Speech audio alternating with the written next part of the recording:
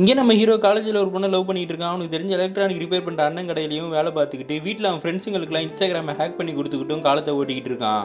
இவனுக்கு அரியர் இருக்குன்றதுனால எங்கேயுமே வேலை கிடைக்கல. இவன் லவ் பண்ணுற பொண்ணு அவங்க அப்பாவோட ஃபினான்ஸ் கம்பெனிலேயே ஐடி டிபார்ட்மெண்ட்டில் போய் வேலைக்கு சேர்ந்துடுறா. இவனுக்கு வேலை இல்லைன்றதுனால ஃபோன் பண்ணும் போதெல்லாம் மூஞ்சில் அடிச்ச மாதிரி பேசுறா. இவன் நேரில் மீட் பண்ணி பேசும்போது கூட நீ ஏன் வேலைக்கு போக மாட்டேன்ற, ஒழுங்காக சம்பாதிக்கிற வேலையை பாருன்னு சொல்லி திட்டி அனுப்பி விட்டுறா.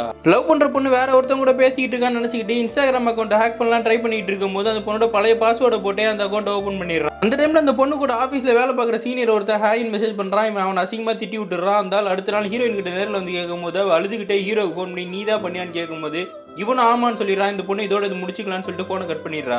ஹீரோக்கு அந்த பொண்ணு ஞாபகமாகவே இருக்குது. ஆஃபீஸில் போய் மன்னிப்பு கேட்குறான். அந்த டைமில் அவங்க அப்பா வந்து ஹீரோ மிரட்டி கண்ணத்திலே அடிச்சு அனுப்பிச்சு விட்டுறாரு. இவன் டென்ஷனில் போயிடுறான். ஹீரோ வேலை செய்கிற கடைக்கு அந்த பொண்ணு வேலை செய்கிற பிரான்ச்லேருந்து கம்ப்யூட்டர் ரிப்பேர்னு ஃபோன் வந்தோடனே அங்கே போய் ஐபி அட்ரஸ் மட்டும் தூக்கிட்டு அந்த மொத்த கம்பெனியை ஹேக் பண்ணிடுறான். அங்கே இருக்க எல்லா கஸ்டமர் டீட்டெயிலும் டெலிட் பண்ணிட்டு இந்த பொண்ணையும் அவங்க அப்பாவையும் பெரிய பிரச்சனையில் மாட்டி விட்டுறான்.